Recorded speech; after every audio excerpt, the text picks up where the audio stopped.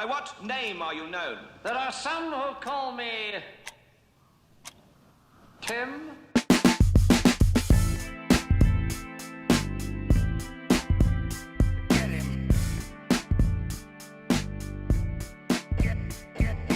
What's up, Combat Crew? Matt here from the Moral Combat Podcast, where we argue pop culture tournaments every single week, and you guys vote on the winners. And this is the 20 Tim Minutes Podcast with your host, Tim McCarthy. What is going on, party people? You are tuning into episode 54 of 20 Tim Minutes, and yes, I am your host, Tim McCarthy. This is a podcast that focuses on mental health through humor, insight, and personal stories. That introduction was done by Matt of Moral Combat. I just want to scream it every time like Mortal Kombat, but I'm not going to do it. Great podcast, great voices, great content, great interactiveness with fans, which I don't really have, but I like how you vote on their battles, which is great. They have a great thing coming up too. They are raising money for heart support. It's a mental health care for more accessible easiness, to make it more accessible for people with mental health, and go get that help, which I am a big fan of. So they're looking to raise $1,000 for that, which I think they can do. So if everyone could donate, I will put all the links up, and that's December 17th, Friday, 4 p.m. Pacific, 7 p.m. Eastern, because that's what we do. They're doing like a live Twitch stream of the game D&D, which I don't really know about. I've talked to a couple people on this podcast about that game. It seems too aggressive and too much for me to handle. So if you listen to this and you play D&D, you can give me a crash course, but I probably won't pay attention. I remember them playing it in Freaks and Geeks, the TV show, and they look like they had a blast, but I don't think I have the attention span to play D&D, but I will check in with them for sure, give a donation, because they're going to do the one chip challenge if they reach $1,000. So again, it's going to be for heart support, mental health care, making it more accessible to human beings that need it, like me, and a lot of other people that probably need it. But thank you for tuning in to another episode, guys. I really appreciate it. Been kind of fighting the good fight of seasonal depression. I'm doing good. Had a bit of a spiral the other day. Wasn't my day. Was not really having it, and I just wanted to shut it all down, go to bed, and just fix it. But no, that didn't happen. But before I get into that, I do have new merch coming out through the Phoenix Print Company, owned by a great friend of mine through the podcast. I don't know if he even tells him it's him, but I got a t-shirt and a sweatshirt coming out, and you can get 2 designs on it, and it's not going to be anything like I had before, and they're both fucking awesome, which I've showed everybody, and they're like, yes, I definitely want one or the other. So it's 2 different things. You can get it in a t-shirt form or a sweatshirt form, and they're going to be great. And then I'm buying beanies as well for sale that I bought from the same company that made my hats, Classic Customs. So that quality is great too. So I got some better merch coming out, and I still got stickers if anyone wants them. But back to what's more important, and that's spiraling. And I spiral a lot. If you don't know what spiraling is, it's like when you just fucking go down the tube of just emotions, and just you keep getting deeper and deeper in it, and you can't get out, and you just take it out on everybody else, and you don't even know you're doing it. So yeah, it's like just, it fucking sucks. You probably know what it's like. So I had this fucking great day of a fucking shitstorm. Got into a fight with someone that's really close to me, and that's when I started to spiral, and just throw, like, when I have my breakdowns, like, I just go for throats. I just say fucking reckless, mean, not like mean, but just fucked up shit. I don't want to get into details. Like, I express a lot of my things on here, and I'm pretty open, but a lot of things I'm going to keep to myself. But I don't know if anyone has had that. And I do apologize, like, later, and then I kind of calm down. But when I get going, man, there's no stopping me. Because I'm very witty. I've always said this. It's like, if there's a battle of wits, like, there's nothing you can tell me that I don't know about myself. But I can look at somebody from, like, head to toe and, like, pull out their insecurities, like, real quick. Because, like, growing up where I was, everyone made fun of each other. So, like, you develop that thick skin, and then, like, you'll point out shit on people, and they're like, how the fuck did they know? No one ever pointed out my mouth thing, and I wish they did, because, again, I never knew I had it, like how I talk out of the side of my mouth sometimes. So that was probably the last thing I would have had if you were going to make fun of me to my face. But there's only a couple people that match wits with me, and they know who they are. They probably don't even listen to this, but hopefully they don't. But yeah, got in a fight. And then that same day, I had my final appointment with my therapist, like I've always been telling you guys about. And that was really tough. It was pretty much just like we went through the hits, you know? We did it was like the all-star game. We did like from beginning to end what happened. And it was good to put it in perspective to see how far I came. And just getting the help and finding a therapist, Rachel, she was great. And she's going to a college to bring her expertise to. Very nerd college, very nerd. So I wished her the best of luck, but yeah, I'm really going to miss her. And I did pretty well not crying, but I cried at the end and I was like, I don't want to be weird or anything, but I just want to say I really love you and I thank you for everything you did. And then I made that girl cry. Made my therapist cry. I think that's like, you get an award for that. Like if that was a video game, I'd get like a achievement on PlayStation. It'd be like ultra rare. That would be my accomplishment. But yeah, and then that happened. So like, I'm still fucking fuming. A lot of these might be out of order, but because I was so jumbled, but I think, yeah, the therapy was like before and after the fight. So then I spiraled some more and then I just kind of cried because I had a lot of emotions with the therapy and what was going on and just my emotions. When I spiral, I just think of everything else that sucks and just bring myself down even more. I think I'm not good enough for anything and I just fucking fuck everything up, and which I feel like I have been. I haven't felt like great in a while. I'm feeling better than I was like when I'm like, what do I need? Thanksgiving was great. Got to hang with my fucking family, my mom and my family. Why did I say folks? Sorry. My mom is my mom and dad, pretty much. Just kidding. I've had a lot of father figures growing up, so that was always good. Like my father-in-law, great guy. Love him. Tell him I love him all the time. But yeah, I went and saw them on Thanksgiving, and we had a lot of laughs. Nothing better than me making my mom laugh. I have 2 brothers and 1 sister, and I'll say this on record. I'm the favorite. I don't care what the fuck they say. I make my mom laugh so much, and I love when I make my family laugh. My sister and my 2 brothers. When I get them all laughing, it's one of the best feelings in the world, and I like always strive to do that every time I see them. But yeah, they all get like the best laughs, and I love it. And then I was getting ready to leave, and okay, back up to like my spiraling moment. I was getting ready to leave my house for work, so I had to go to work later, and I was picking up my laundry, and my fucking cat pissed in my laundry basket of clean clothes. It drives me nuts. I love Lucille. She practically saved my life, but I want to fucking kill her sometimes. I guess there's this creepy thing that cats do where they'll like pee on your clothes to like mix the scent in because they love you so much. Like she loves me a lot more than Lindsay. And I'm not just saying that. Like I pick her up, she lets me pick her up, and she does too, but she always lays on my clothes and like wraps herself up in it. Like she's always laying on my clothes or laying on me because I get a good smell. We don't know if we have like good or bad smells. Like when you go to someone's house and you like smell like their family, you know what I'm talking about? Like everyone has their own body odor, and hopefully I get a good one. Like I think when you stink, you know you stink. You just smell your armpits, like I stink. But like everyone has that just aroma, like that 10 minutes aroma. Like I wonder if I can sell 10 minutes air fresheners of like how it smells in here, and then have like a unlimited release of when I fart in here and it stinks even worse. And then on the way to work, I look in my back seat and realized I forgot my lunch. So yeah, when you're spiraling and then something like you forget your lunch, you want to fucking just run someone off the road, and that one person is you. And it's like, you seem like you're blowing it out of proportion. I know I am, but I don't fucking care. And then I try to listen to music, and then I try to remember what songs I listen to on the way to work and see if it put me in a good mood or put me in a bad mood. But I never think about it. Like, oh, I'm at work, I'm in a good mood. Like, what songs did I listen to on the way here? And I'll never remember. Maybe that's good. I don't know. One of the things that my therapist told me that I thought was cool was I always said to her, like, I just drive to work and it's like automatic. Like I don't like remember how I got to the exit, how I got there, blah, blah, blah. And she was like, one, you got to stop doing that because you got to pay attention, which I am. It's just like automatic. It's instinct. But she says like, appreciate like what's around you. Like look at like the trees or look at like a new business coming up. Like just take it all in and like see the world like still going and still moving. And I kind of like that. It's kind of small and seems stupid, but I do that from time to time. I'm like, oh shit, another Dunkin' Donuts opened up. And that's what we don't need.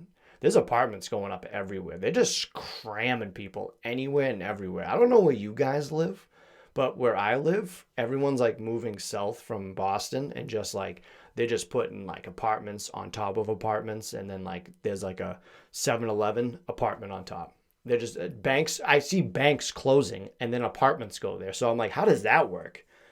Like they're just like, get this fucking bank out of here. We got to put an apartment here. Like how does a bank shut down? How does a bank go out of business? Oh, like even if it's like a big name bank, how does it go away? Where does that, like what happens? How do banks close? Big Bank Hank from the Sugar Hill Gang. I'll give you a little tip. Not tip, but inside scoop.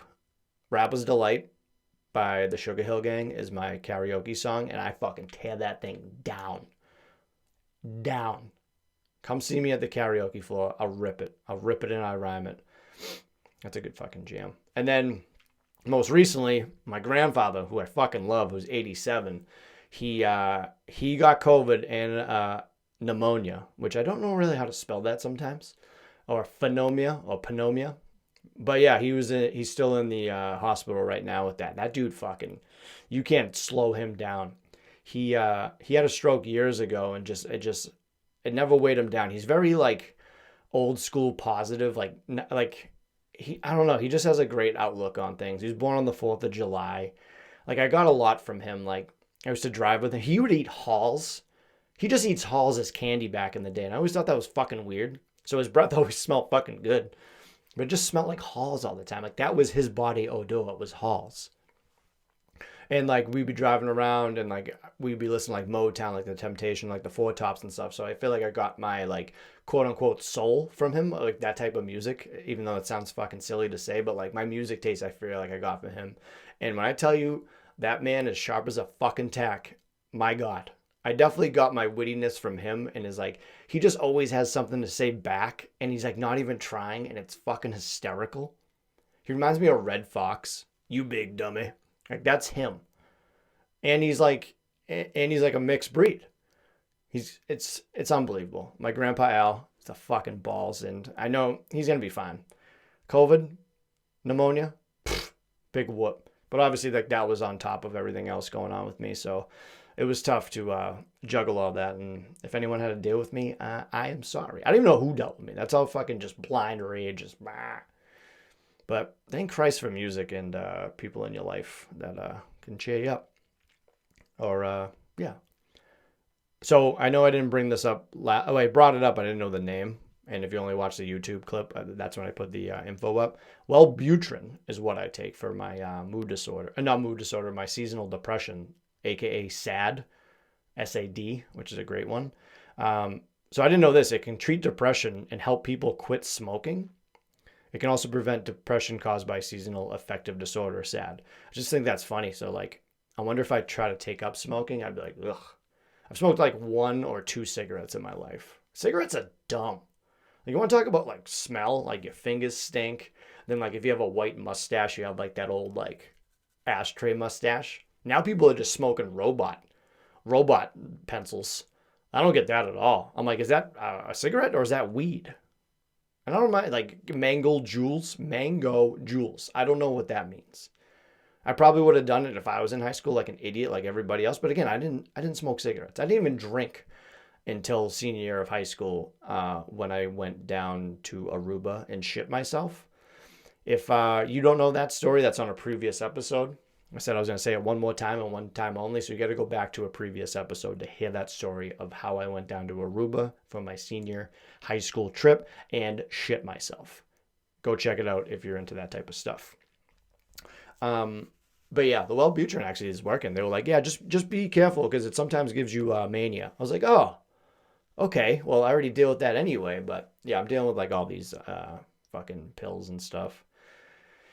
I'll deal with it. So I was talking with someone recently that deals with dementia, and they're I didn't want to give like any information away, but it's like a family member that has dementia, and it's like I talked about dementia before because I don't really know much about it. Because I was always like, what is Alzheimer's and dementia? Like, what's the difference of that? And like people forget the other side of it. Like, obviously it's got to be frustrating and depressing for that person that deals with dementia, but the other side of like someone taking care of that, like that's not easy. I've never had somebody in my family with that, but all the stories that I hear and it's just super sad, and it's one of those things. But it was kind of cool. So kind of cool. Like I always say, it's like, this is pretty cool, but it is kind of cool. So real quick, the difference between that. So dementia describes a group of symptoms associated with a decline in memory, reasoning, or thinking skills.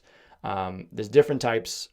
And then I also saw this: people with Down syndrome are more likely to develop dementia as they get older. I've never heard that. And that is super interesting. I don't know why, because I don't do research. I just read like the head titles, but it came from like a .org website, so it must be true. But I'll go down them real quick. Alzheimer's disease kind of develops slow. That's like the most like main one everyone knows. Then there's vascular, which is more sudden. So say you like had a stroke, that would affect it to make you have like dementia. Then there's Lewy body, Lewy. It affects like you shuffle as you walk, prone to falls. Symptoms have like Parkinson's and hallucinations. And then there's frontotemporal dementia, which like your personality and language changes. Like you probably say different words. Like your personality changes. Like you eat different. Your awareness is lower. And then there's early onset, which is pretty much like what it sounds like. And that usually comes from medical history of your family, which don't forget to do that. Like, get your medical history, give it to your doctor, because I didn't do that for the longest time. But I just was informed about this. Brigham and Women's Hospital is set to begin a clinical trial that will test the safety and efficiency of a new vaccine delivered nasally, intended to prevent and slow the progression of Alzheimer's disease, which was released November 16th, like like their announcement of that. And the trial represents the culmination of 20 years in the making. 20 years. I think about like that all the time. Like doctors, like in lab coats, like 20 years at a job and still working at it, or like passing it to somebody else, is just fucking crazy. Like the determination of like trial and error to do that for so long, and then just one day being like, we nailed it. It's kind of like cold cases where like a new recruit will like open up a case and solve it. It's like a 30-year-old murder, like, and they just figured it out. I'm always like, that was just in a filing cabinet for years. Just some dude was walking around, killed a bunch of people, and was like, you know what? They're never gonna solve this. And then Lieutenant fucking McDonald shows up, and he's like, I got it, and he figures it out. And I'm like, how did they figure out a 1965 murder with like no information? I don't know. It's out of my pay grade. But yeah, this stuff is pretty cool. So if clinical trials in humans show that the vaccine is safe and effective, this could represent a non-toxic treatment for people with Alzheimer's, and it could also be given early to help prevent Alzheimer's in people at risk. I think that's really cool. I want to say that most of you haven't heard that because I didn't hear about it, but most of the time I'm pretty slow at learning things. I'm like one of those like third world countries that like doesn't understand stuff until I get it. Like when you get like the Super Bowl loser shirts, but it says like the winner. I'm usually late on a lot of shit. But that's just me. I think that I like when that stuff like kind of happens. Another one was like, what was it? People with mental health, they like take like not mescaline. Oh, ketamine, mescaline. Is that the same thing? But like ketamine to help their like depression. It's like, that's another trial and error. It's like, all right, let's go down the list and let's do some drugs to see if it helps your mental health. But I guess that really helps. And then like people that dose with like just a little bit of like hallucinogenics, like with like mushrooms and stuff, like that's supposed to help. That's like, I don't know. That's scary. You got to do like I don't know. Like what doctor's going to be like, you know what? You got to be on ketamine. Here we go. And like have some fun. I think that's the biggest problem with that would all be. The war on drugs is turning into just like, you know what? Just take them. Maybe they'll help you out. I don't know. Don't take drugs, kids, unless your doctor tells you. Okay? And that's my PSA. Party responsibly. Just be a DD once in a while. Being a DD is fun, you know? Because everyone just says dumb shit to you. And then you remember it. People that make like drunk plans are the best. You wake up the next day and like you're not hungover. You're like, dude, we're going mini golfing. Are we still going? They're like, what? I'm still in the drive-thru at McDonald's. I'm like, what? That's pretty much how my friends work. I appreciate you guys tuning into another episode. I feel like I don't even talk about anything anymore. Hopefully you guys enjoy this. If you enjoy it, say you enjoy it to me. So I'll end with this song suggestion. I'm going to switch it up right now. I had something else, but I'm going to switch it back over to this. Former introducer that introduced the episode, like one of the first 10 episodes, Vanessa Spica. She has an EP out, which is 5 songs, Christmas songs. We Need a Little Christmas, it's called. You can get it on Spotify, on YouTube, or whatever. Again, I'm not a big Christmas guy, but I'm big into my friends guy. I support you. And she's got a beautiful voice. So if you listen in the same fucking Mariah Carey song or the same other Christmas songs, get a different vocalist in there. Get Vanessa Spica. All right? We Need a Little Christmas. Go get that. And then obviously my podcast suggestion is Mortal Kombat. Again, be sure to help them donate on December 17th, 4 p.m. Pacific time, 7 Eastern time. They're going to be on Twitch playing D&D, being a couple cool nerds, you know. And they're helping the mental health care system be more accessible to people. So you definitely want to help them out. I'll be sure to remind you guys moving forward. And again, I thank you guys for rocking with me on another episode of 20 Tim Minutes. I'm your host, Tim McCarthy. I love you, and have a good one. And we're clear.